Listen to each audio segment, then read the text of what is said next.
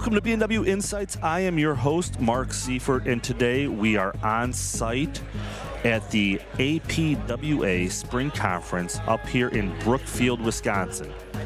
We're talking to Public Works. We're talking to metropolitan water districts.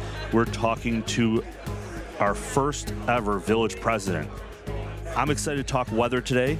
We're going to be looking at how snow events, rain events, and how do we communicate all of that to the residents of our communities. Ready? Let's get started.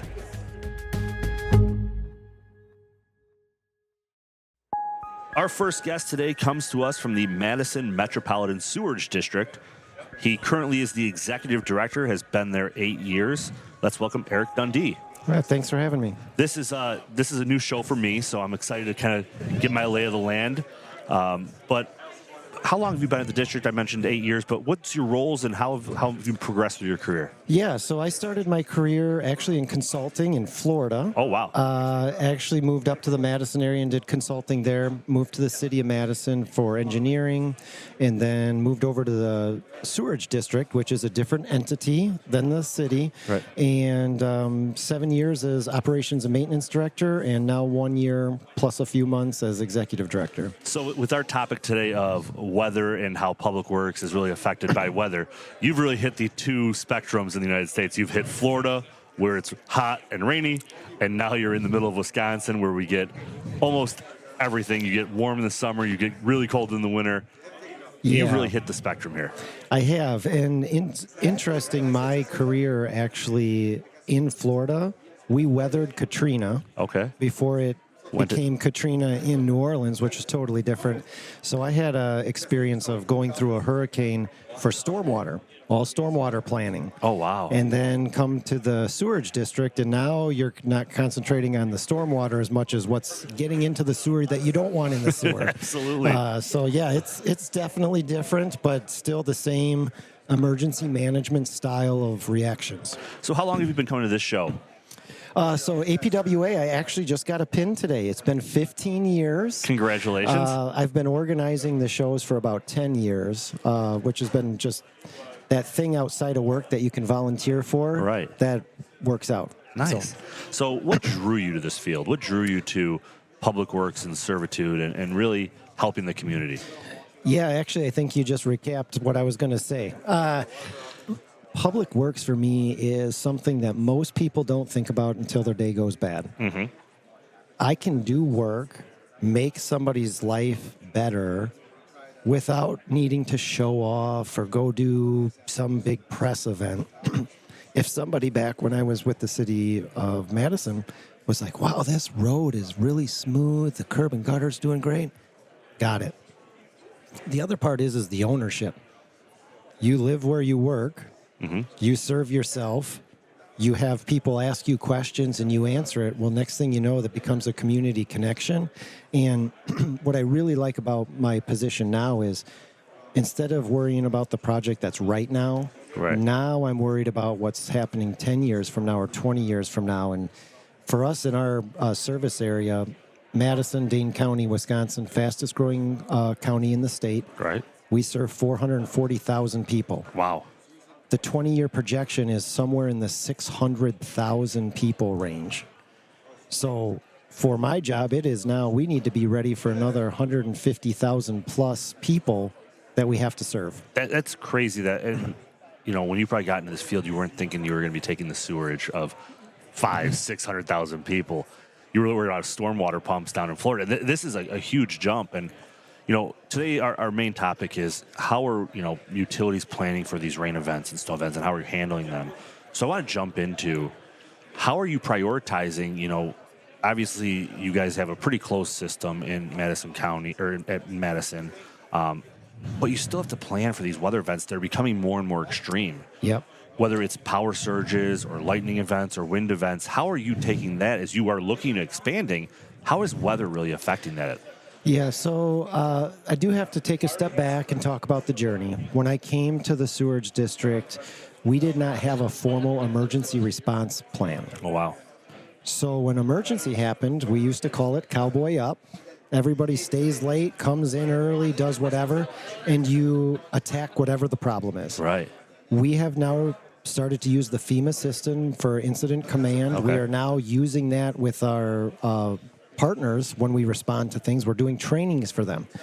So we got the present figured out, when it's an immediate issue. Right. Now with the advancement of, climate change and what the extreme weather is, we're doing projects we have a lagoon to divert flow because we are a unique treatment plant. 100% gets pumped to us, 100% gets pumped away. Right. Well, if you get so much water you can't pump it all away, You you need a place to hold it. Yep.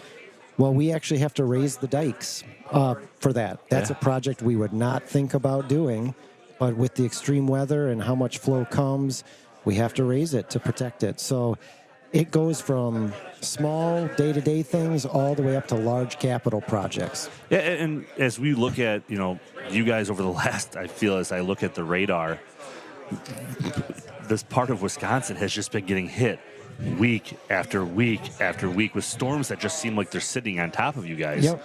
How is that affecting staff and morale and all those things that, you mentioned that cowboy up attitude, and now you have the FEMA command system, but still, that really takes a toll on morale. It does. I would tell you that they are much more prepared and much more relaxed about it now because they know what the rules are and the expectations. When I started, they had no idea when a big call or something was happening. We spend time now pre-planning. Right. Big snow event. Hey, we have plenty of roads and stations we need to get to.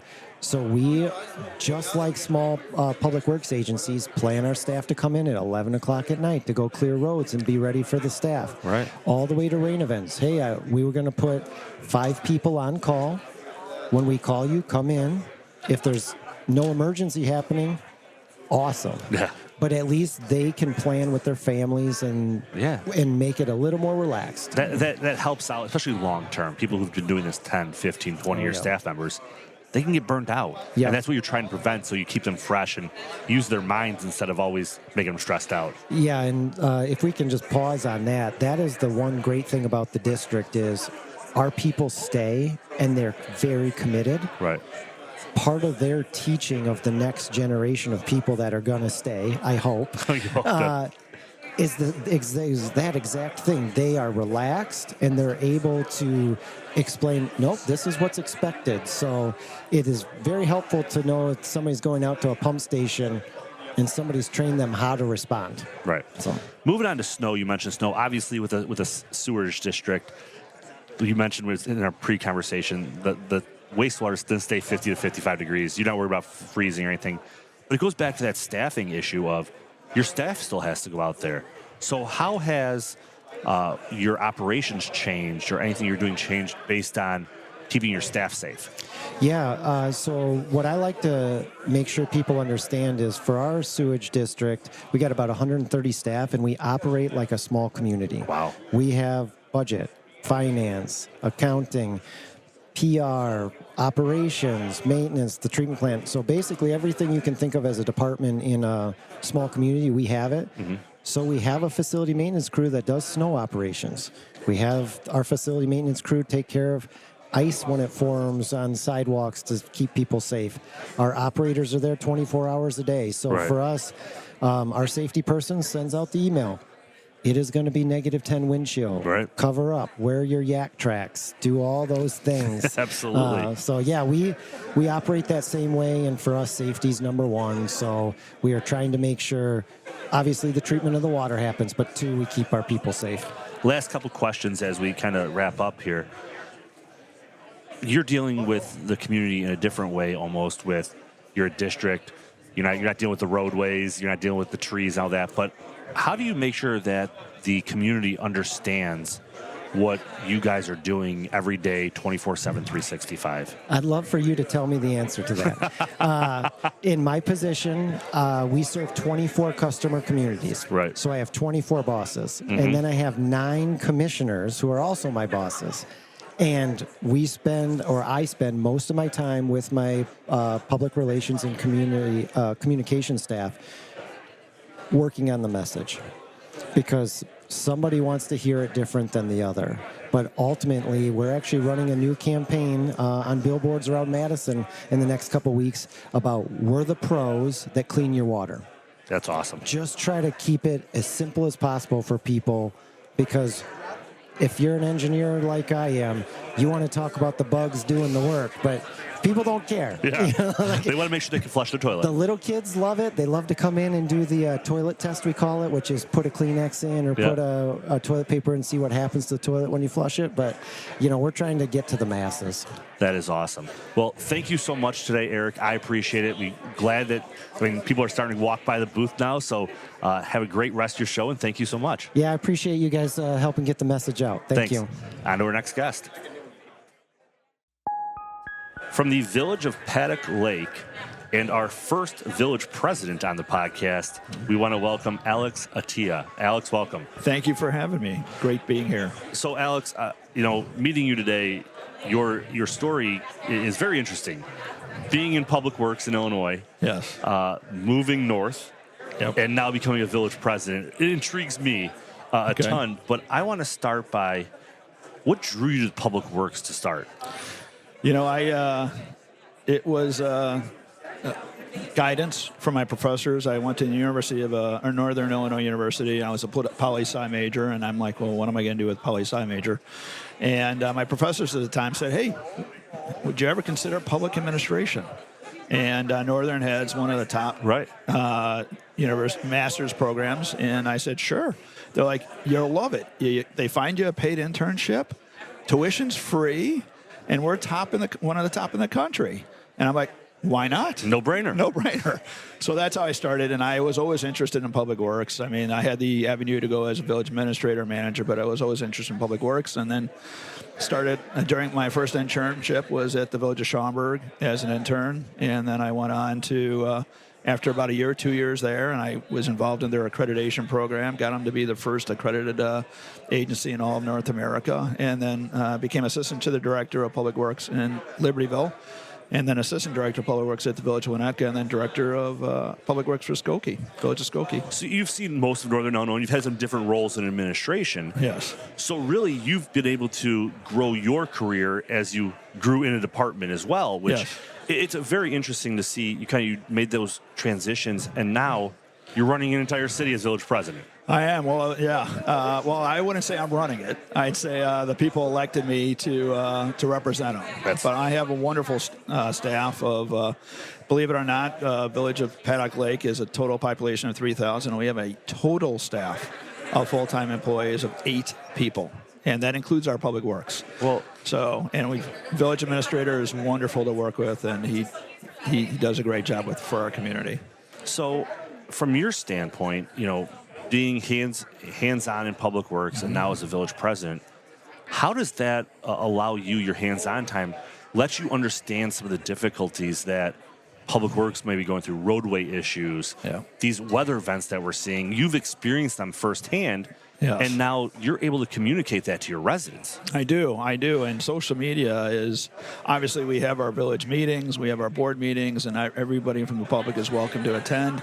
But social media is a really big part of getting the word out and also addressing concerns for our residents.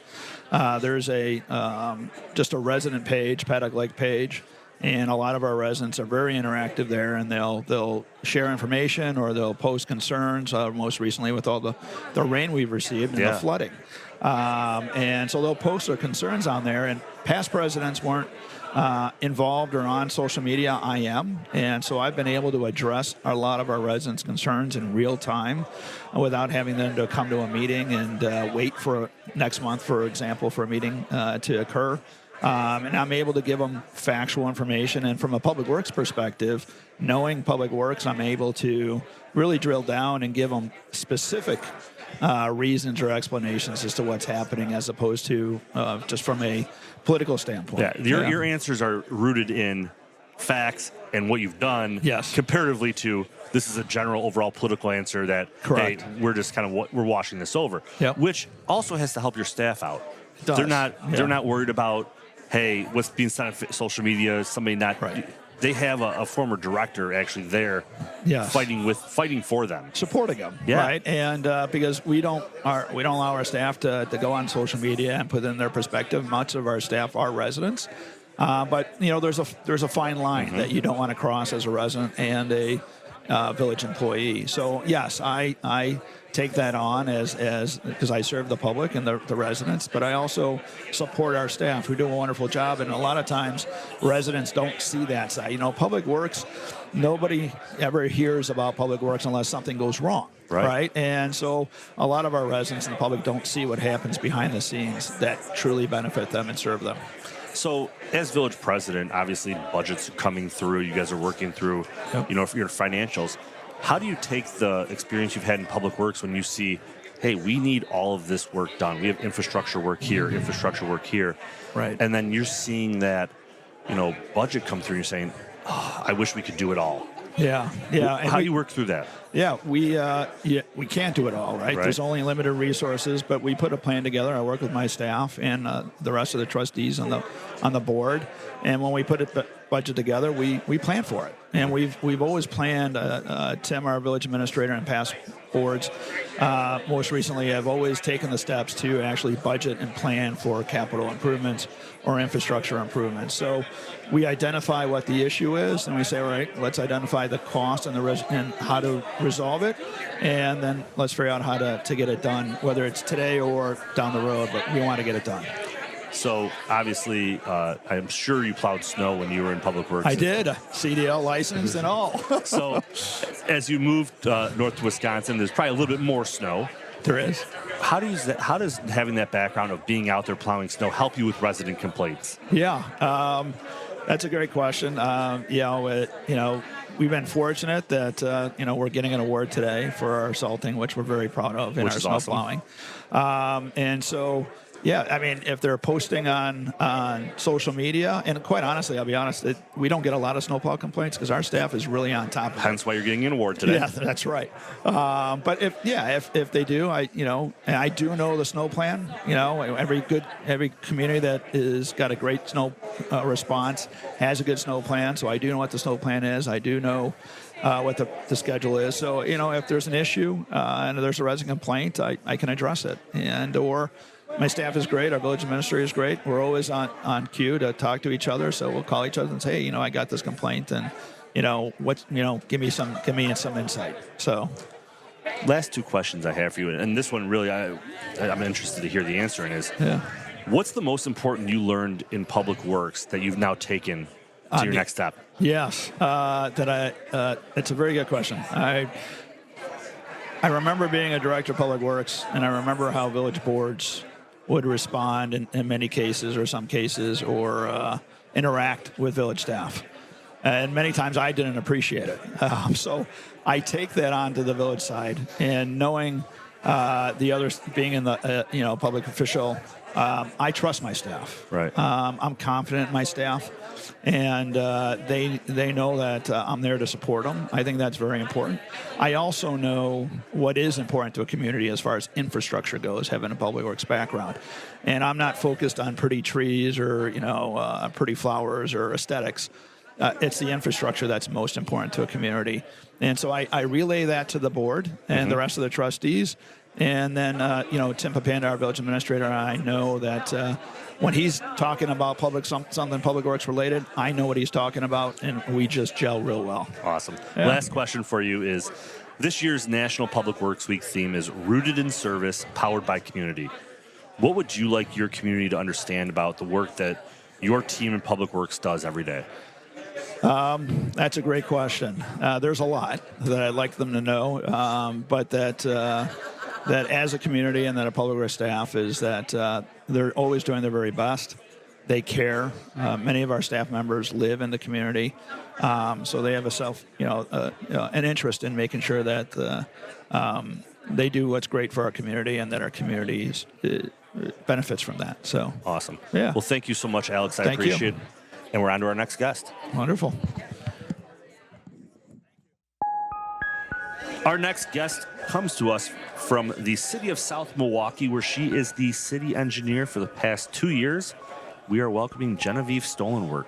Thank you so much. Thank you so much for having me. So today's episode is really focusing on how the weather, the changing weather patterns, some of these crazy storms we're seeing affects public works. Now, I know you're not out telling the guys to plow snow, or you're not pumping the sewage, but you're designing things, and your designs are changing based on the weather.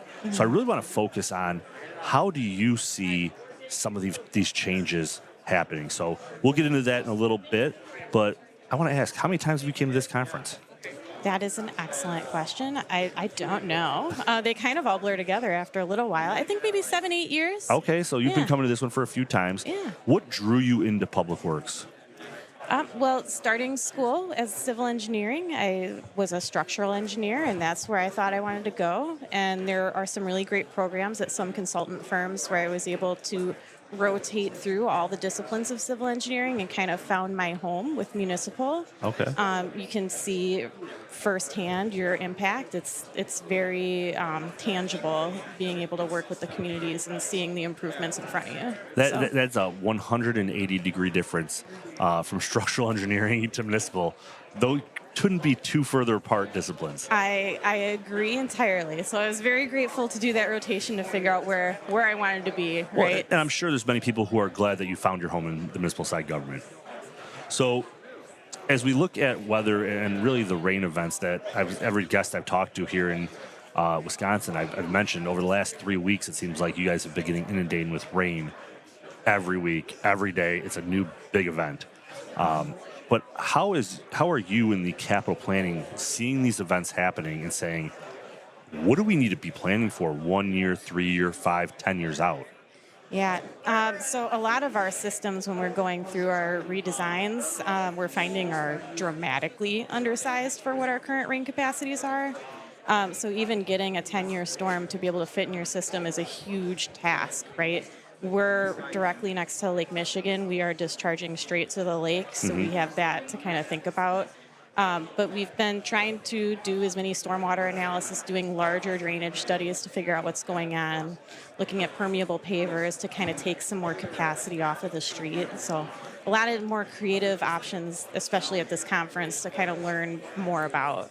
So I saw something in the news the other day that Lake Michigan has actually raised 10 inches in the past year. So we could thank engineers at the city of South Milwaukee for that. Or I think in these rain events, our creeks have risen 3, 4, 6 feet. So, I mean, it's a lot of rain that's coming through here. So during these events, are you going out and looking, saying, I didn't even know water could flow there? Or how does that work for you on the engineering side? Yeah, so there's a lot of post-rain meetings where we kind of run through where those problem areas are. We have a lot of underground tributaries that tend to flood the system that don't necessarily relate to rainwater, right? So you're getting all this groundwater that starts surging because everything is saturated. Right. So we're seeing ponding in like uphill areas, which is just wild. So a lot of really unique things happening when we get so much rain in such a short period of time. Basements or roadways, which one are getting more calls? I mean, I think roadways because I'm the city engineer, but we do get quite a few calls for basement backups. If there's a little Q&A we have of when you tell me your basement backed up, I said, is it coming through the walls or is it coming from the floor? What does it smell like? What's happening? So, yeah, I think we get a handful of both. But it's good that you guys are out there doing that PR of saying, it may not be us. There's a chance it could just be we're getting 12 inches of rain over the last 2 days. So switching it over to from the warm weather to the cold weather, I know we talked, as you're designing a road, how are you taking some of these crazy snow events that you're having into account? Are you adding more right-of-way? Are you adding spots where hey, a plow can discharge that snow? How are you taking that into your plan review? Well, we do what we can. We're a fully built city, so I'm pretty tight up on what we can do in terms of increasing space. But a lot of work with our street superintendents, figuring out what our turning radiuses are. It makes some of our traffic calming options, which is a very up and coming for all the speeding and things we have going on. Figuring out what can the plows navigate in addition to trying to calm this traffic down. So that is definitely something that's been coming up. As I'm trying to slow traffic, we've got to kind of toe that line of what is safe for the plows and what is safe for the people. So. We've done a podcast with one of our engineers on roundabouts, and that was one of the questions we talked about is, how does a roundabout, how does that change our plow operations? Yeah. Because you're usually just going down the road with the plow turned right, Now you're flipping, throwing it all to the middle, you throw it all to the outside. It's a big change for staff as well. It is. And there's a lot of education. How are you guys in South Milwaukee educating the public on some of these things that are happening because of the weather? You mentioned your Q&A for the basement backups, but even for roadway flooding and all some of these weather events, what are you guys doing that's maybe somewhat different? Yeah, so I'm not exactly sure what everybody is doing, but we do a lot of social media reaching out. As most communities have a little town hall that is privately run, we try to kind of keep a pulse on that and figure out what the city wants to be responding to. So making sure that we're letting people know that we're doing everything we can with these plow operations, or just communicating. We had a snowplow rodeo internally, so doing some social media showing what we're trying to do. Giving people numbers to call for when your sod is damaged or things like that. So we try to reach out in social media, on our website, all those kind of options. And that's important. That's important that you guys are showing that you're out there trying to make changes, because so much public trust is, oh, Public Works isn't doing anything because they see three guys in a pothole. But when you're getting out there doing PR, doing the rodeos, that's important to the community. Yeah, absolutely. What's the most important lesson you've learned in your last 2 years of Public Works? Well, I think it's expanded quite a bit when I was in the private sector. It was very project related, very let's design this road, let's build this road. And I think when you get into the public sector, there's so much work with the community that you're doing and all these different aspects of the job that kind of open your eyes to all the different things that people have been doing for us as public servants. Right. So that's been really interesting to see all the different kind of projects that we do that are way beyond the scope of roads and storm. So this year's National Public Works Week theme is Rooted in Service, Powered by Community. What's the one thing you would like your community to understand about the work that you and your team do in Public Works every day? I think to understand that our intentions are pure. I know it can be very frustrating for people to have snow on the road or to have something get damaged, but we're working as hard as we can, doing the best that we can. If we damage something, we want to fix it for you. So I think just to have an understanding that all of us have the best intentions of making the community as safe and as clean as possible. Awesome. Well, thank you so much for joining us today. Yeah, thank you so much for having me. I appreciate it. No problem. And we're on to our next guest. All right, our next guest on the podcast today has been the Public Works Director from the village of Fox Point for 20 years. Very impressive. Scott Brandmeier, thank you for joining the show today. My pleasure. Glad to be here. This is a cool new experience for me, my first time up at this show. But I'm getting to talk about a subject I love, and that's weather and how it affected Public Works. My background is I was in Public Works for 17 years before I joined an engineering firm. You've got a few more years than I do, but as they called me this morning, a super seasoned individual. A super seasoned director. I like that. Yes. So obviously you're a Public Works Director, but how many years have you been coming here to this conference? Darn near all of them. That's impressive. Yep. What drew you to Public Works? Was it a lifelong dream, or is this something that you kind of fell into? More that I fell into it. You know, I was working in the private sector, and I was looking for better challenges. Okay. The company that I worked for was pigeonholing me into one set of design, and I wanted something more than that. And I knew there was something more, and this opportunity arose in Fox Point, and I will have to admit, I didn't jump at the opportunity because the manager at the time, she had offered me the job 3 separate times before I finally accepted. And it was the best decision I ever made. Being in Public Works, you find all sorts of different challenges every day. That is, that's something I hear whenever I talk to a director. It's no 2 days are the same. No. Every day is a new challenge. Every day is something, you're learning something new. And I'm sure you're still learning things after 20 years in the role. Yeah. Oh, you find, I've got a superintendent who's been with us over 38 years. And he'll look at me and go, well, I wasn't aware of that one. They always crop up, and you sit back and go, well, how are we going to solve this? Right. And that's the beauty of Public Works. Absolutely. So I want to talk a little bit about rain to start. I'm down from south of Chicago, but as I look at the radar, the regional radar, Wisconsin's been getting hammered with rain for the last 3 weeks. So I feel for you, but how do you guys prioritize everything going on when you have all these massive rain events that seem like they're happening more and more and more? Well, So we've got what we consider to be our hot spots in the village. So we know where to look for that localized flooding. Right. We've done a number of improvements. We've incorporated a lot of green infrastructure to handle that stormwater management, but that's meant to handle the 1% probability storm, the 100-year storm event.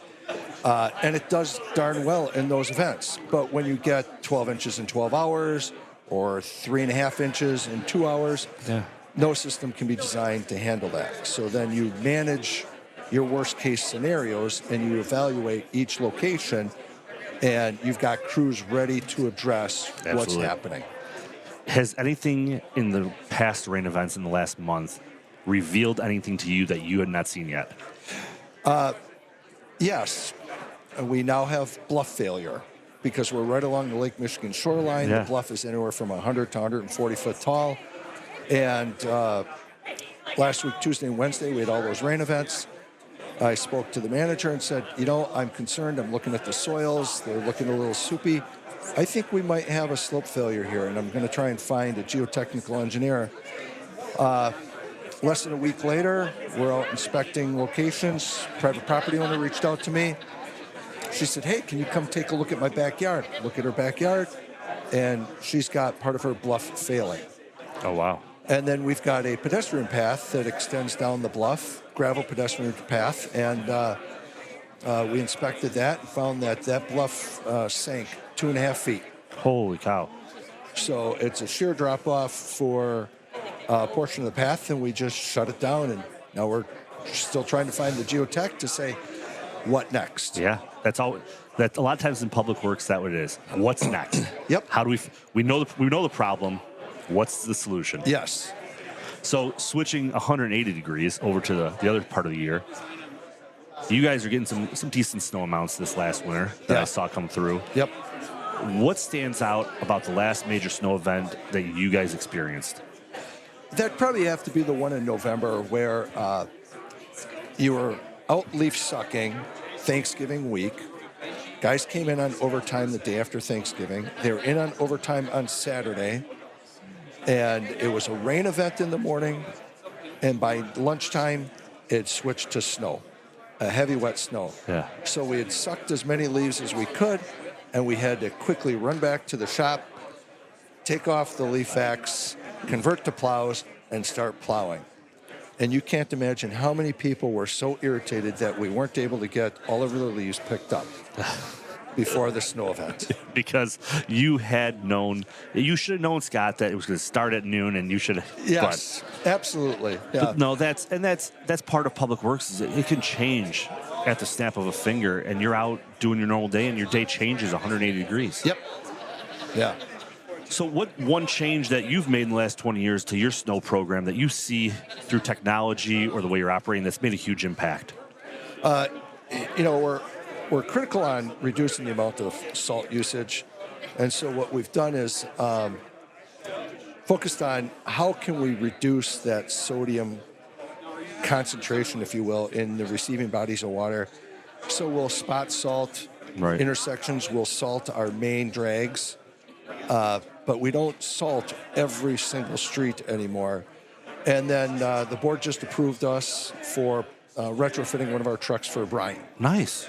So we're going to be jumping into the brine mix. It may not be coming up this winter, but certainly in the near future, we're going to be doing that. And we're excited for that new challenge. Well, and that's gonna help you out a ton, especially when some of those events change pretty quickly. Yep.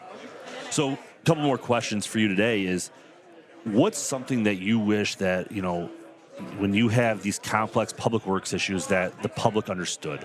What's something that you just wish, man, I wish the public got it? Have faith in your public works leaders. Okay. Because we know what we're talking about. We communicate the message. Unfortunately, I find that people become keyboard warriors on the internet. Yep.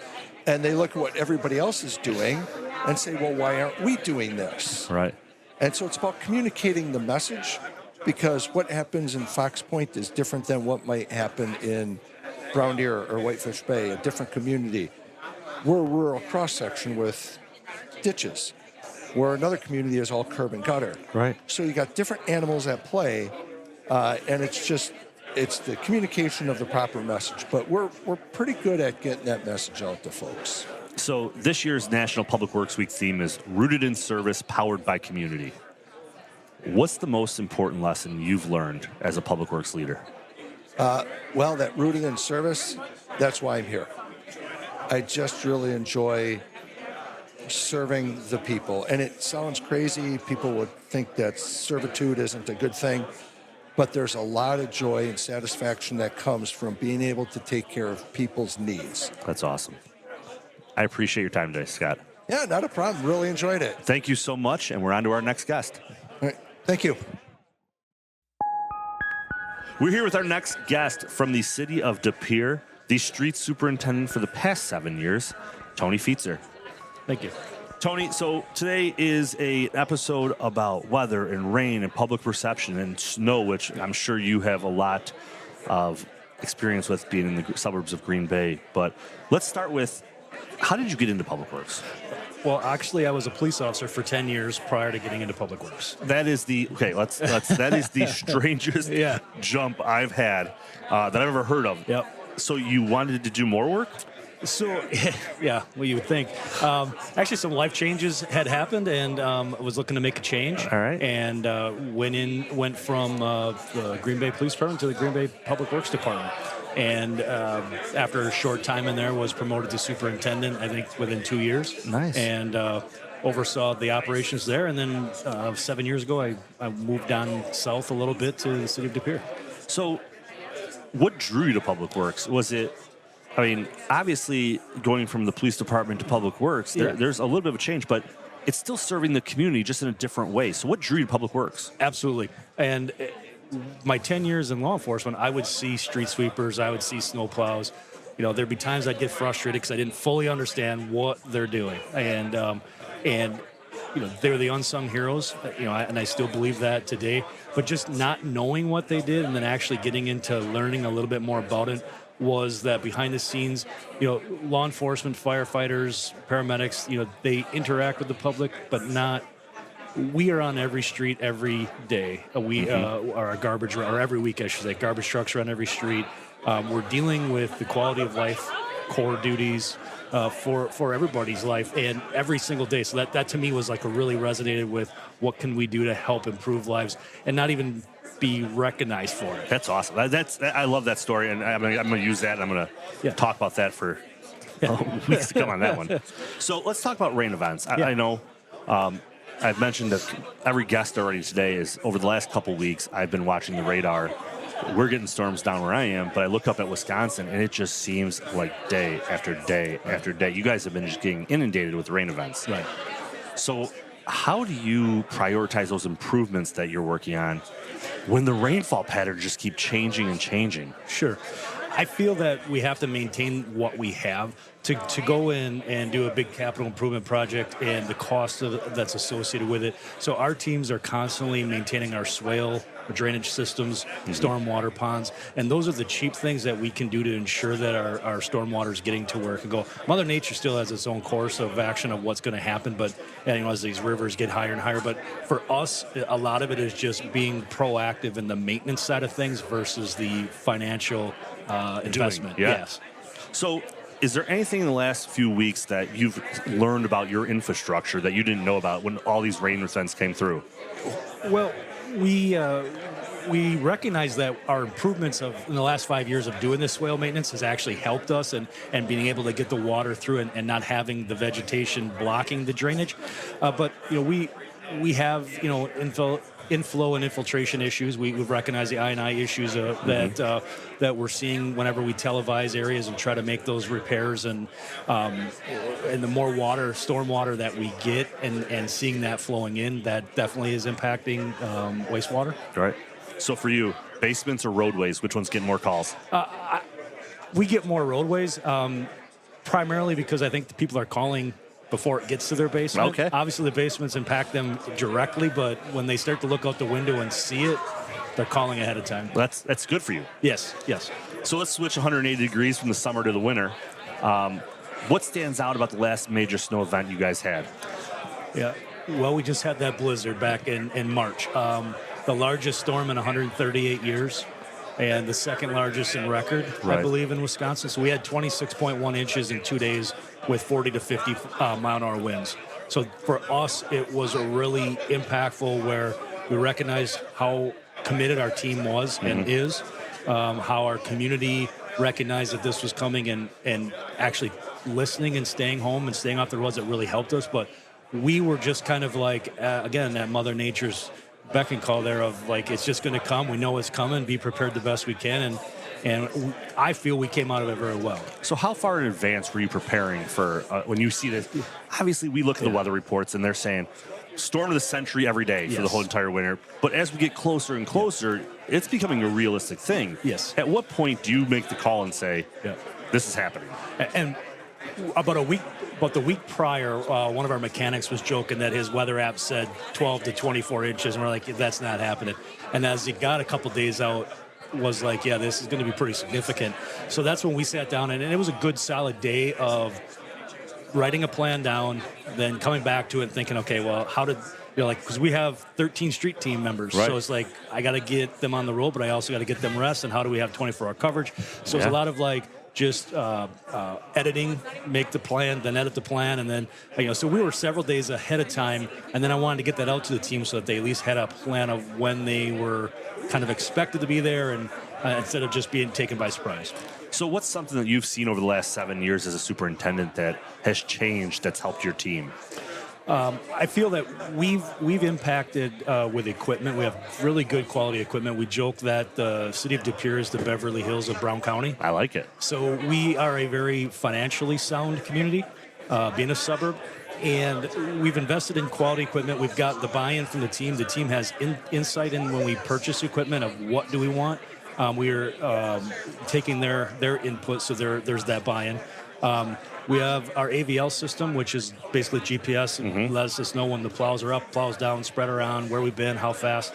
That's actually they've bought into that very well because it's a very good way to defend us. Shows you're doing your job. Yeah, when people complain that you haven't been down my street, we can either say you're right or you're wrong. Yeah. In nicer terms, in nicer terms. But we want to be able to, we can defend our actions and how we've done it, and then we can go back and audit that plan by looking at our AVL. Nice. So obviously, with a massive storm of that size, you have to communicate to the public, hey, we may not get down your street every hour. Yeah.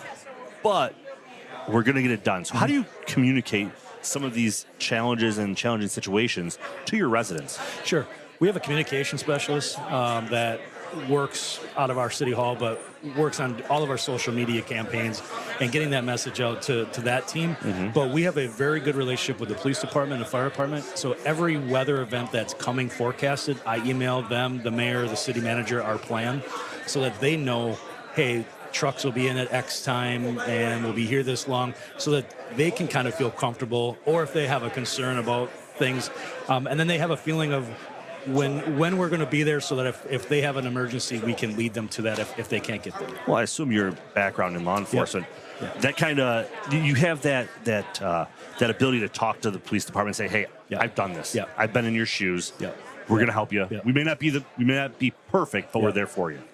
The current police chief in De Pere came from the city of Green Bay, and we worked together on the road. So we have a better relationship. Absolutely. There. So this year's National Public Works Week theme is Rooted in Service, Powered by Community. What would you like your community to understand about the work that you and your team does in public works every day?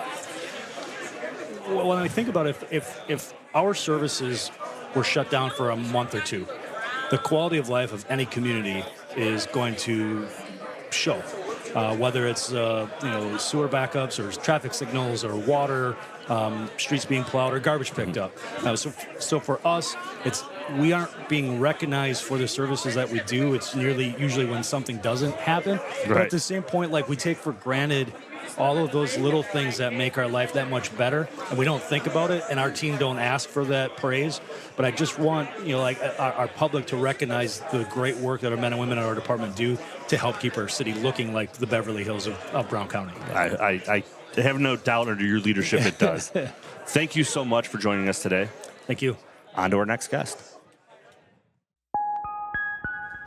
our final guest today, the Director of Public Works and Development since 2022 for the Kenosha County Public Works, Shelley Billingsley. Welcome, Shelley. Thank you very much for having me. So, how long have you been coming to this conference? Since I've been a member of APWA since 2008. Okay. So it's pretty much when I started my DPW career, and have enjoyed these ever since. Nice. I was talking to some people last week at a conference in Illinois. It's like a family reunion. It is. You get to see people you have not seen all year. You see them maybe one time a year, and it's at these events, and it's really good to recoup. But what drew you to Public Works? My family grew up in engineering, so my dad is an engineer. Mechanical in nature, but I took to the civil side just because I liked community. I liked being involved. Okay. As a little kid, I used to draw these cities where my brother would take his little race cars and drive around and send it parking lots. And so I think it just drew me to that naturally. Okay. And having that engineering background and being exposed to that early on, especially at my age bracket, it wasn't a big female role to take on an engineering degree. So I think I'm very grateful for him in taking me through those steps and learning what engineers do and how we operate. Awesome. So getting into Public Works, you obviously had, you probably weren't, when you went to school, you weren't saying, I'm going to be dealing with rain events all the time. But as I looked these last couple of weeks, you guys have had record rains. Now, as you're looking at budget, because you're also doing community development and community planning, when you're doing infrastructure improvements and planning and development, how are you looking at these rainfall rates and saying, we need to change something or we need to do something different when you're doing all these reports and planning? Yeah, that's a very hard question because every rainfall event has been different, right? It comes at different times. It comes at different intensities. And just the system's not designed to handle these rain events that are coming more and more frequently. Right now we were looking at Fox River and our County Highway W projects. Trying to figure out, because it's so close to our roadbed, how do we justify moving a county trunk highway just to give some more floodplain zones? So in development services, we have done some hazard mitigation. So we've actually purchased some homes that are out of a floodplain and trying to looking at if we can do some river restoration and expanding flood zone areas in that kind of corridor to kind of help us. But yes, it has tremendously been a change in how we have to react in not knowing how a storm is going to function and how much rain and where it's going to actually go, and then try to anticipate when it hits in Waukesha, at what time that's going to get down to Kenosha. Right. And at what level and crest is that going to be? So that is very difficult on our end. So what have these recent rain events taught you or revealed to you about your current infrastructure? We do have a lot of great things that we've done, but yes, it's still showing us some of the problem zones that we have and some that we didn't really recognize were problems at this time. We had to shut down a couple county trunk highways through yesterday, and I think they might even be shut this morning because I haven't been there, but just through those days is trying to figure out how do we impact this to have less of an impact on the community, because shutting down roads just isn't. It's not sustainable. Correct. Exactly. One of our previous guests is former law enforcement, and I was asking him about, how did his time as a law enforcement help with Public Works? And it's some of those similar things of you can't shut roads down all the time. You can't be closing things because public safety has to be working too. So your job, as a Public Works director, is really important to make sure we keep these essential services open 365. Exactly. So switching to the cold weather. Snow is one of those things that has becoming more and more intense, more frequent. What's the thing that stands out most to you about the most recent snow event you've had, or the most major snow event you've had? I think we're very reactive, and I think our team does a great job. Still some things we want to tweak. We do have less GPS type of technology that I like to implement yet. Okay. Trying to get some problem zones identified early, areas where we may have missed, or areas where somebody might be having some trouble and just hasn't been recognized as a trouble zone as of now. So I think there's some things we could impact to get better adaptability in how these storms are changing, and technology, which the county we're working towards it. We're just not quite there yet. Well, and those are things that you have to have staff buy-in, you have to have Correct. County board buy-in, finance buy-in. Those aren't GPS is not just something you can just pull off the shelf and throw in. Correct. I mean, your mechanics have to be in tune. They're the ones who are installing it most of the time. So it's good that you want to do it. It's just, it has to be a process. Right. So what's one thing that you've seen over the last 5 to 10 years that's really changed snow operations? I think just the expectations and being able to be reactive in any storm event and kind of moving places and where that impact is most sought after. I think is the biggest thing. Is I think environmental impacts and the funding sources that go along with them, and procurement for vehicles and plow trucks that we're ordering these a year, 2 years in advance. Yeah.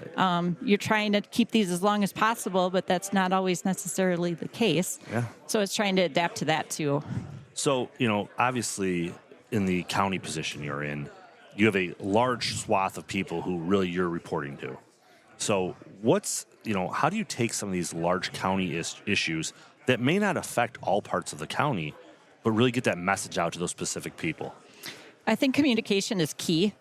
We've tried to be more proactive than reactive, such as with these storm events coming up past April, is to try to get that message out that there's areas that we do have concerns, that there might be roads that are closed. We're going to keep you up to date as much as possible, but being proactive so they're not hearing it for the first time during the event and saying, well, why weren't you guys ahead of this? Why you should have known this was coming. So I think it's trying to change that leadership style just to do more communication early on in the process and get them involved early. What's the most important lesson you've learned in Public Works? I'd say that. I mean, communication is tremendous, not only to the elected officials, our county exec, but just to residents. Social media has got its pluses and minuses, but as far as being proactive in that, I think it's really come far. And just being able to get those questions answered ahead of time than what they need it. So when we're shutting down a road, they understand why we're shutting down the road, not that just, hey, you guys didn't do something now that the road shut down, is that we anticipated it. Right. No, and it's important that and you talk about communication is so key, not only downward, but upward. Make sure your executive knows, your county board knows, so they can almost be PR for you. Exactly. So this year's National Public Works Week theme is rooted in service, powered by community. What would you like your community or county to understand about the work that you and your team does in Public Works every day?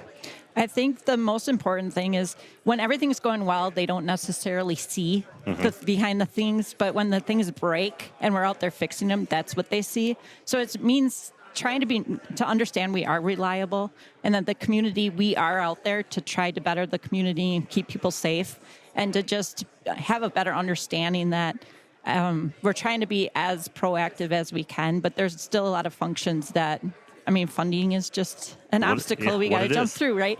And just being understanding of that, that we are here to help. Well, thank you so much for coming on today. We really appreciate it. Thank you for having me. Thank you. Wow, what a guest list we've had today, from public works directors to city engineers to a village president. And it really shows that each part of public works responds to snow events, rain events, and that PR portion of public works a little differently.